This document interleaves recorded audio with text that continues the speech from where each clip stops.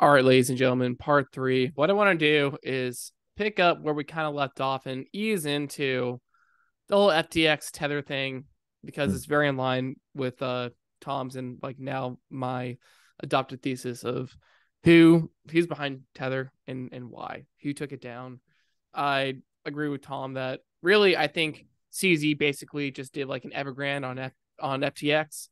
Mm. He got in on the pre-mine of like the FTT token, put it on the exchange, but then also took it off the exchange by saying, "Hey, we're going to market sell this and really take it to zero." Because I kind of saw it as SBF using FTT token and regulations out of Gensler or whatever as soft power control over all of the crypto exchanges, and then just it's another Yeah. way for them to extend offshore dollar creation, all this crap, Well, and yeah, you're absolutely right. And one of the things I brought up in the podcast I just published with Chris Sullivan, I did on Wednesday, was the final was the following. If they could create enough confidence, I think we talked about this last night on Palisades Gold Radio thing as well. If the Twitter space I did with that last night was like, if they can create enough confidence in FTX as a monetary system, I mean, central banks are Ponzi schemes, they're confidence games. Why not have a why not be, a crypto one for millennials? It's another way of taking out the Federal Reserve. And if FTX had ever gotten escape velocity in terms of amount of capital under its control, who's to say that they couldn't have kept this thing going forever and a day? So then now was the time that they had to take it out. I don't see any other, when you think of it from that perspective and you think about how clear the battle lines have been drawn between the Fed and the rest of the Euro trash commies for the patrons in the audience. It's the only time I've said it today. So when you think of it in those terms, like it's possible that that's what they did. And they were tie it in with they're with Ripple or whatever they were going to use as the wholesale thing on the back end and blah blah blah blah. And it's all obvious. Seriously, they were going to pull that rug pull, which is why Lagarde hates Bitcoin. Remember, Lagarde hates Bitcoin because, as she's rightly called it, an escape valve, escape hatch. And if there's an escape hatch that's available, people will use it. Right? Well, but crypto, that's not an escape valve because you don't control the keys. You don't control the coins. You don't control anything. So they didn't really have much of a problem with those things. They had a problem with Bitcoin. Powell, on the other hand, doesn't have a problem with Bitcoin, but he had a problem with all the stablecoins. Like, do you need a more clear statement of the difference in ideology, the difference in perspective, the difference in anything than those basic ideas? Like those two statements. is there anything specific Powell said to be favorable towards that, like Bitcoin over? He did. He said literally like a year and a half ago, he said, I don't really have much of a problem with Bitcoin. I have a problem with stablecoins. I mean, I don't remember like chapter and verse where he said it, I'll have to but he dig said that it in an up. official, he has said it in an official capacity as the Fed chairman. I don't remember if he said it during a Humphrey Hawkins testimony or something else, but he said, look, I don't really have much of a problem with Bitcoin. He might have just been vamping at like a Yeah. symposium that he was attending, you know? But I remember clear as day him saying it. And I've mentioned this multiple times since then. And no one has contradicted me saying, well, he never said that. Everybody said, oh, yeah, I remember that. And we just all put it in the back of our heads and didn't think about when I didn't, I don't bookmark 90% of the stuff that I cross. I actually don't bookmark anything. I wish I did. If I, because memory holds so damn fast, you can't find anything. Yeah. The search engines are so bad. Like kills me. Like Zero Hedge seriously needs a better search function than they have. They have the worst search function imaginable. Right. They would have 3 times the amount of traffic they had if they actually had a competent search function on Zero Hedge. Mm-hmm. So, somewhat a little tangential. Do you ever feel like when you're writing this stuff? Do you ever feel like you do a disservice by not like saving all these links and having your receipts, because like I come across that in the shit that I write. It's like, well, fucking like play it Yeah, yourself. It's like this is a blog. Like I'm not writing for the New York Times as like they're like great journalists. yeah, But I but mean, unfortunately, yeah. I bet the thing is that we kind of have to do that now, and it's funny. I say that, and I invariably before I go public with an article about things like this, I go back and it's funny. I get involved in this. You know how fast I work because I've talked about this. Like I can 99 times out of 100, if I write a post, it usually takes an hour and a half, and I usually sit down and have no idea what I'm going to write about until I start, and then I've got so much to say about any particular thing. An hour and a half, 2 hours later, I'm done with some massive freaking post. Like the morning munchings that I do for the patrons. I just use it as my notebook, and I'm writing all this stuff down. These things that I've seen. I was doing this morning, and I'm like, I can't remember where I saw this thing I just saw this morning. Did I see it on Slack? Did I see it, in a Twitter DM? Did I see it on RT? Did I see it on Zero Hedge? And was like looking for the thing that stated that the U.S., for example, was looking for was Raytheon pointed out that they wanted to move or advise that they should move a lot of their weapon systems out of the Middle East and move them into Ukraine. Like that's how bad the situation is for the Ukrainians, that we now need to move deployed U.S. assets out of the Middle East. Now that's a harbinger of like that. That in and of itself tells you like I could write 3 blog posts on just that thing alone, right? And there's like this little thing that was thrown out by, but it was on RT, and it took me like 45 minutes. It took me like not about 25 minutes to find it, which is part of the reason why I was late getting to you today, because I'm like, oh, I should be able to get this done by 12:30, and then I'll be ready by 1 o'clock, and I'm like running around at 12:54 and hitting send, right? Public, but it took me because it was 20 minutes for me to find that, and if I would just every time I got a link like that I really like, I used to use my Twitter feed as my notebook, and I need to start doing that more. yeah, they had that bookmarks feature, which I always Right. forget about. But Yeah, me too. but I mean, it's I guess like you past few years you've been doing this, like you built enough credibility to where like no one's gonna try to like call you out on just bullshitting. And Well, but that's a blessing and a curse. Don't take anything I say at face value, because I do right, misremember things. Like right. everybody else. Like, no, yeah, no, call me out on my bullshit. I want people to do it. I actually invite it, even if I get a little snippy or a little surly or whatever. And oh no, you're wrong. And then I give, and then I put the hammer down. Like I don't care. Like it's not. I have been accused once or twice of having a big ego. Like I'm not going to like shy away from that. Right? Yeah. But at the same time, I'm also, if I'm wrong, I'll own it. And I have, been wrong about things in the past, and I'll be wrong in the future, and we'll just move on with our lives, because the work we all do is connecting dots, but trying to do so. What I argue for all the time is to try and, if you're going to connect dots, but then always marry those with the incentives and of the people and that that are involved, and then also marry that with their past behavior. And this is part of the reason why I have a real problem with people who cannot accept the fact that Powell is, not some big shitbag globalist. Like even his tenure at the Federal Reserve, most people don't even know who Powell is. And they just assume that he's always been a part of the clubs. You're like, well, he worked for Carlyle, and therefore He met with Fink like 5 times. They did deals. like, Blah, blah, blah. yeah, that kind of analysis. I'm like, yeah, but who was in charge in that meeting? Right? Who was in charge in that meeting? Was it Fink or was it Powell? All the data we've seen since then looks to me like it's Powell. And things change. And, things that happened 20 years ago don't necessarily, damning people. This is the problem with the internet being forever, being forever. You can always concoct an argument based on something that happened in the before time, and then not allow for people to ever change or, have a falling out or have new data for them comes to light and they change their behavior.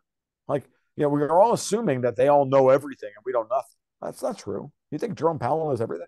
I mean, Daniel DiMartino Booth's been out there for weeks now, saying, look, when he first took over, or when he first took over the and coming out of COVID, the his staff misled him about what to do, and then he went out there with the bad data that they had constructed, that they had put together, and she heavily implies by saying this that they're clearly working for other purposes. If you listen to her carefully, at least that's what I take. Whether I'm, maybe I'm reading too much into to Daniel's statements, and that's on me. But that Powell's going out there with egg on his face, and he's like, "That's never going to happen again. I ain't listening to you people anymore. I'm doing what I want." And even if she's only 75% correct about her interpretation of Powell's behavior, she knows Powell better than I do. She's met the man. So, what are you gonna say? Well, tying this back to incentives of like who done it and why, let's take this back to Tether. So that Revolver article was great, and it basically lays out that it's interesting because like Fed and just how much influence in Italy, and the founders of Tether are Italian, so that's like another conversation. But I didn't even. Okay, that's something I didn't even really pick up on. I was reading that. You read the article, right? I did read the article, but I think I got about 2/3 or 3/4. All the sea levels are Italian, like Paolo. Like okay, they're all Italian. No, that makes sense. So, but regardless, reading that is just like, okay, Tether's been used like by the feds to fund ISIS, whatever the case might be. Right. But that part of it, I absolutely right. Okay.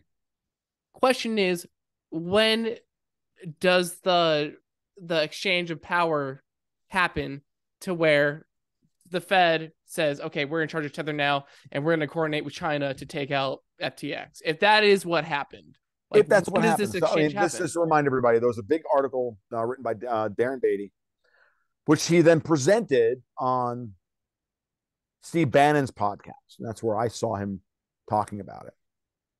So his analysis is already tainted because it's tainted with the stink of Steve Bannon, right? Said, that Tether is being protected for some reason, that the Tether is hinky and blah, blah, blah, blah. And it's been used for a variety of these, to fund black ops projects with the CIA and this and that. It's the currency of choice. Tether is the currency of choice of ISIS, the Rohingyas, or however you say that in Myanmar, and, ISIS and Al Qaeda and even the Ukrainians to a lesser extent. Like that's how they take payment. So clearly, Tether was being positioned at some point to be some kind of money laundering operation through Bitcoin and through crypto to get these guys paid and get them to do their nefarious stuff. I'll be honest with you, I doubt it was actually done with Bitcoin. I think it was probably done with Monero or some other privacy coin, because come on, let's what am I, 12? Like, the Bitcoin blockchain is open, so the big question is not whether Tether is compromised and whether it's a Ponzi scheme or it's this or it's that or anything else. It's a couple of questions that I have to ask everybody. Why did Letitia James, the Attorney General for the Southern District of New York, let Tether off in December of 2020 with a, or 2019 or whatever it was, with a slap on the wrist, where all they had to do was issue their own non-IFRS, International Financial Recording, IFRS, the accounting standards for the entire world, a non-IFRS compliant financial statement every quarter, just basically a report whatever, just report some stuff. I've seen more complete financial statements out of $3 million Vietnamese small caps than I've seen out of Tether, which is supposedly a $67 billion business. Right now, this happens in the Southern District of New York, a wholly owned subsidiary of the Federal Reserve and the New York Money Center banks. Didn't happen in Obama's backyard in Chicago. Didn't happen in San Francisco. Didn't happen anywhere else. Didn't happen in the EU. happened there. Well, Letitia James is a Democrat. She's, and she's been going after Trump, and she's a compromised figure, and blah, blah, blah, blah, blah. Sure. But this is a big one. When it comes to all things financial, stuff like this goes through JP Morgan, Goldman Sachs, Morgan Stanley, and all those guys. Was that the moment when Tether was taken over? Because just a little backtrack, she was suing commercial banks for doing business with Tether. That's where this comes from. Okay. Right. Commence. So that's fine. No, that's important. But the big picture here, right, is if FTX and all of crypto, including Ethereum, by the way,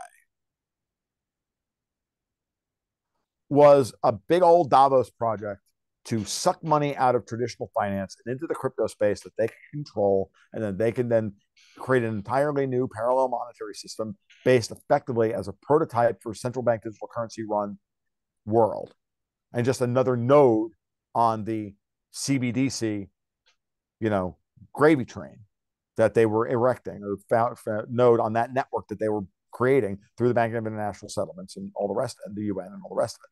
If that's the case, the goal was to delegitimize Bitcoin and to take the liquidity that exists within the crypto space, which is really a derivative of the Bitcoin liquidity. That's the point that Dexter White makes all the time, that at the end of the day, people still want the cash. And the amount of liquidity that exists in Bitcoin, and the ability of Bitcoin to be levered up as a foundational asset within this new Exter's pyramid of Ponzi schemes, right, based on the foundational asset. Because Exter's pyramid of a monetary system is literally just the discussion of a Ponzi scheme, where you got gold at the bottom, or you have a foundational asset at the bottom, and everything else is basically just fucking, rehypothecated garbage. Then if that's the case, then, and Bitcoin is an asset that is like kryptonite or the Achilles heel, like gold is, to the planned digitization of all assets and the total surveillance state, the Minority Report, but just with more fucking Germans that they're building, right? That system. And Bitcoin's kryptonite to that. Then Bitcoin liquidity needs to be protected. Otherwise, Bitcoin doesn't trade against anything. Are you arguing that the only liquidity in Bitcoin is coming from Tether? Yes. Interesting. Because trading it against Monero is not a market. Trading it against Pirate Chain or Avalanche or anything, it's not. Those aren't markets. The market, Bitcoin's rise in price, is directly tied to the expansion of Tether. We all know this. It's all been out there multiple times. And yeah, when you're arguing about Tether in 2017, sure, I could make the argument that Tether was, run by a bunch of globalist shitbags that were, just trying to, lever up the Ponzi and, have their way with it. So sorry if you already said this, but when did that exchange of power come in to where like globalists aren't in charge of Tether? Now it's the banks. And why are the banks using that? I don't know, Phil, but all I'm going to say is this. I think it goes back. I've laid the groundwork to say I think it happened during the settlement phase with Letitia James in the Southern District of New York. It makes sense at that point. You now legitimize Tether. It's gone through the courts. It's been sued. It's now settled. It's been legitimized.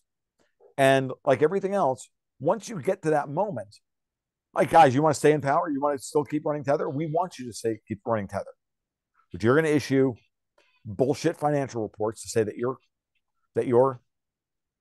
liquid. And then we're going to back you with U.S. Treasuries. But we can't do it directly. If we're the Fed, the last thing the Fed can be seen doing is backing Tether and crypto. But if we're talking about a shrinkage of the offshore dollar markets, we're talking about the Fed getting domestic control over the dollar, what better way to do that than to tie to tie all forms of dollar creation to foundational assets like gold, like Bitcoin, especially in the context of massive de-dollarization that's happening all around the world. Now, the world is still biblically short dollars, but, 2 years from now, it'll be less biblically short dollars, just like today, it's less biblically short dollars than it was in 2020 and 2019. It's a process. It's a series of compressions and rarefactions. It's a series of waves. Dollar liquidity flows in and then out, but eventually the pool of offshore dollar liquidity is being drained. Okay. Yeah. Don't think of it as a bath. Don't think of it as a bathtub. Think of it as a bathtub with somebody. It's a vacuum. It's a vacuum.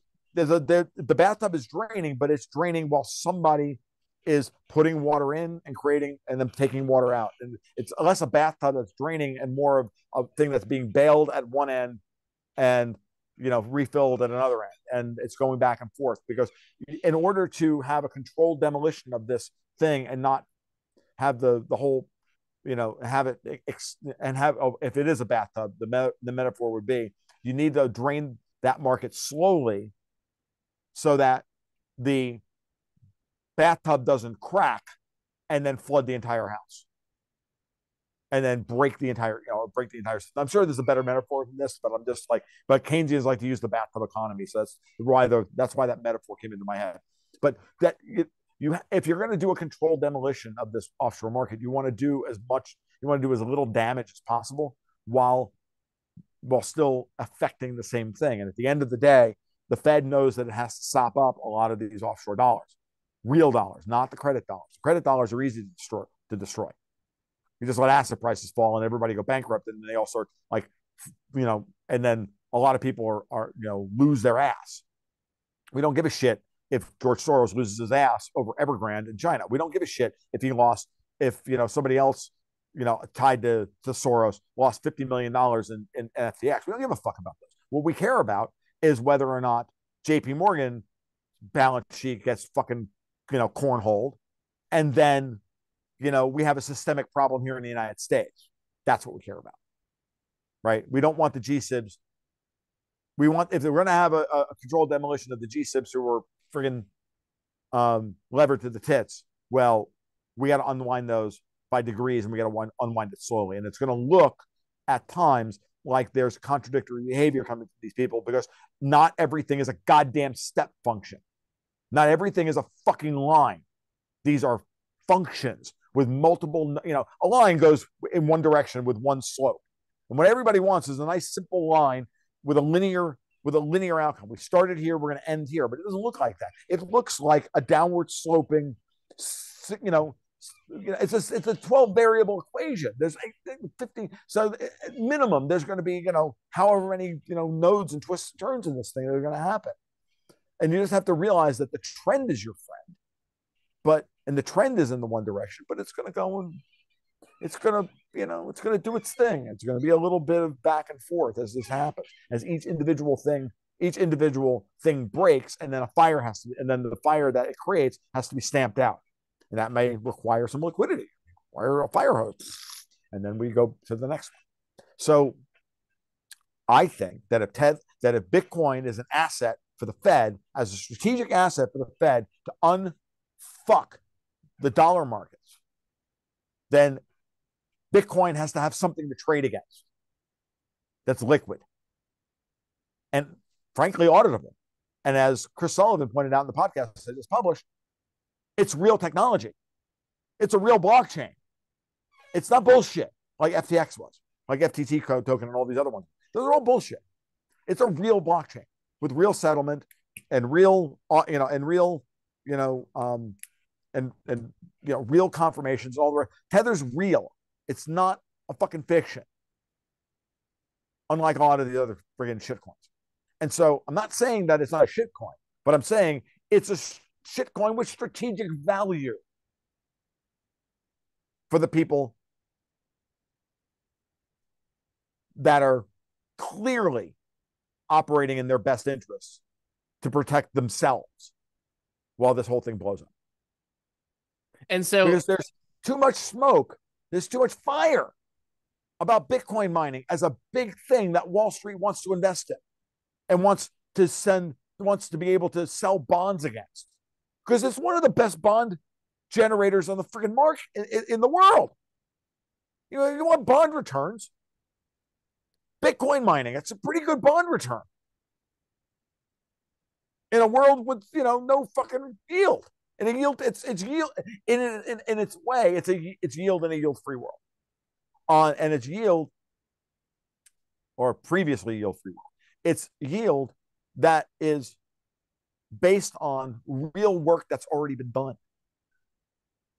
and is work that people want done, because people want what Bitcoin offers. They want trust.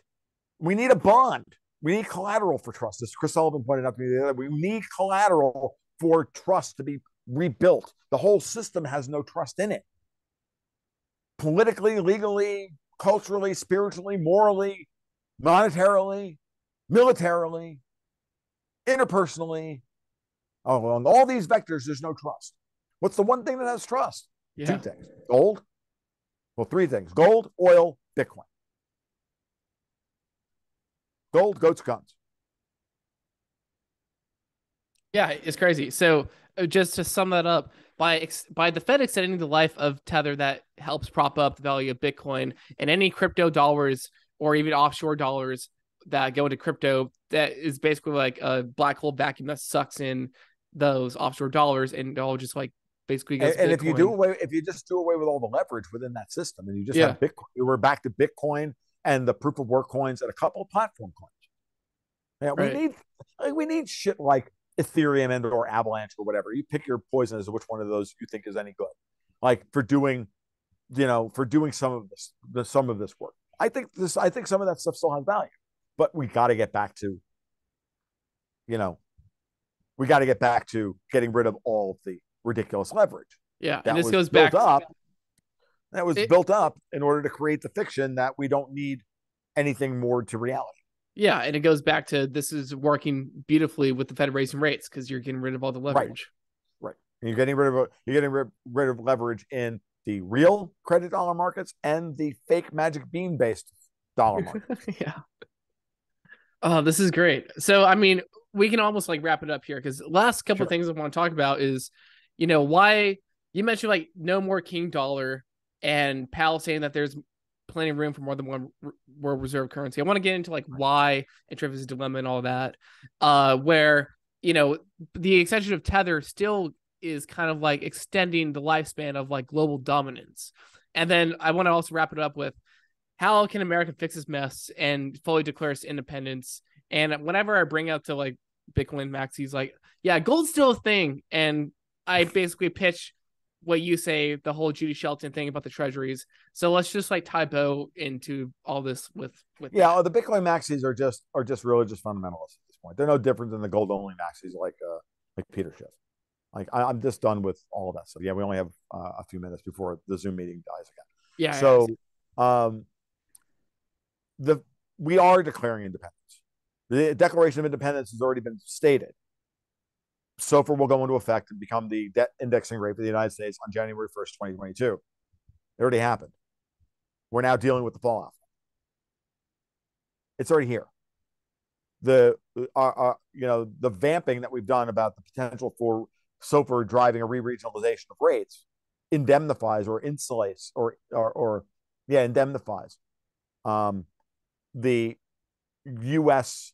regional money market funds or money markets against a potential political breakdown. Davos is not going to go away without a fight. They're going to try and engender World War III. They're going to try and invoke World War III next year in a real sense, not in this kind of sloppy bar fight between angry Slavs that we've got in Ukraine now.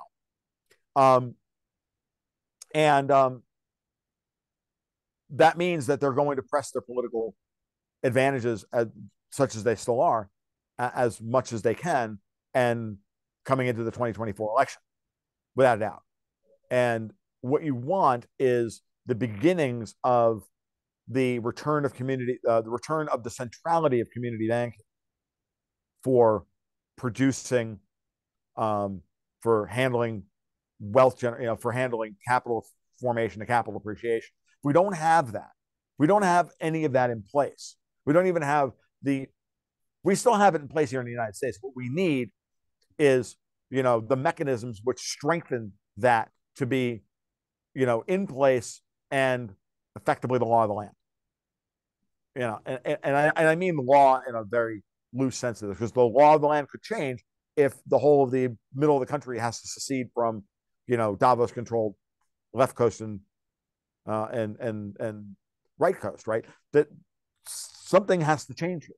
We already know that the Canadian banks have declared independence. We also know, having talked to some people, some people about this, that I know that there are banks within the city of London that are really angry about this and are not on the Davos agenda, and that everybody's being strong armed into submission, because that's all Klaus Schwab and company know how to do. They only know how to strong arm people, because we're all just a goddamn help anyway. I mean, we may be Anglos, we may have white skin, but I got news for you. We're just as brown to them as the brown people they've been bombing for the last 150 freaking years. Like, as far as they're concerned, they just, we don't matter.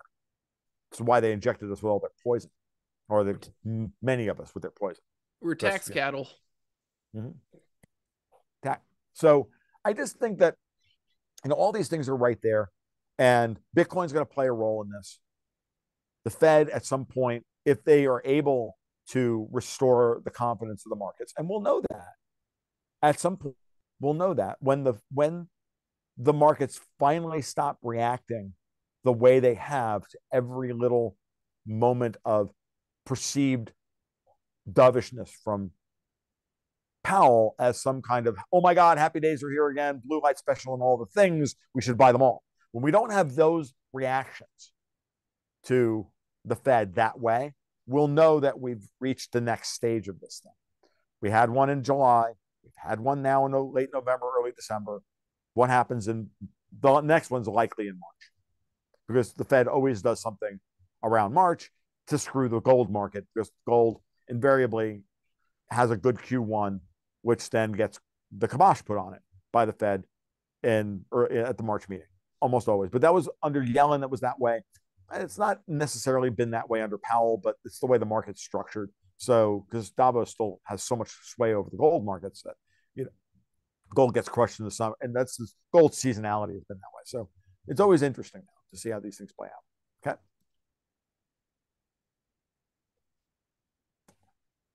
So, I mean, I don't know. I think that whether or not the U.S. makes it to the moment where they can do the fiscal,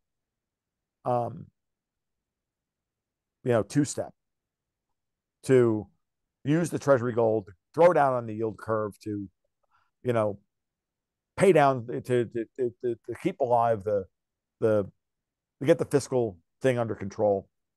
Because that would raise credibility, and all capital from the world would come here and buy treasuries. And that would help. But again, the political instability is so large, and it's so very clear that we have such, unbelievable traders running the country.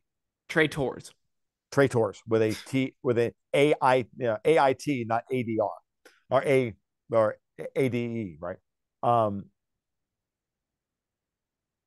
When you think about it, that's why this FTX thing is so interesting. That's why the head of the Washington office of the FBI retiring is so interesting. Now we're looking for signposts as to whether or not the counter-revolution is gathering steam and getting rid of some of the permanent bureaucracy that has tyrannized us. Europe is hopeless. There's nothing coming. There are no signs coming out of Europe. Okay, there's no help coming from Europe. Even Meloni in Italy and Orban in Hungary are not enough. And until the U.S. is stable, Italy will not be able to give us a hand in Europe. So the next year is going to be very interesting. And I don't have a good answer as to what's going to happen next. I'd like to hope that things are better than they are, but the reality is that things are really bad, and I fully expect there to be an escalation in terms of kinetic warfare in 2023, because that's their next play. And every time they lose, they just try and ratchet things up to another level of war. And until traders start going to jail, TRAITORS, not traders, not financial traders, until they start going to jail, shit's not accelerating. It's moving at too slow a pace. Okay.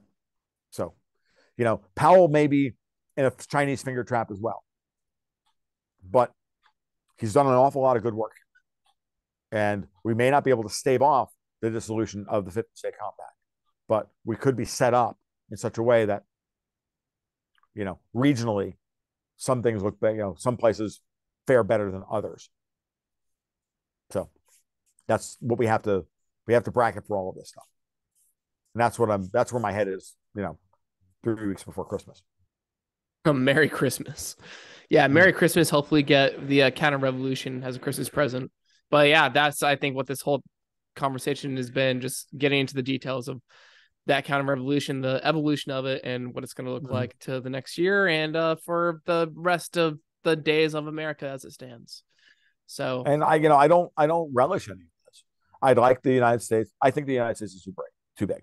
I've always said this. Hardcore libertarian. I think, it's too centralized. It's too big. It's too corrupt. It's too this. It's too that. But I don't want it to fail on their terms, on China's terms, or on Europe's terms. I don't want it to fail on the commies' terms.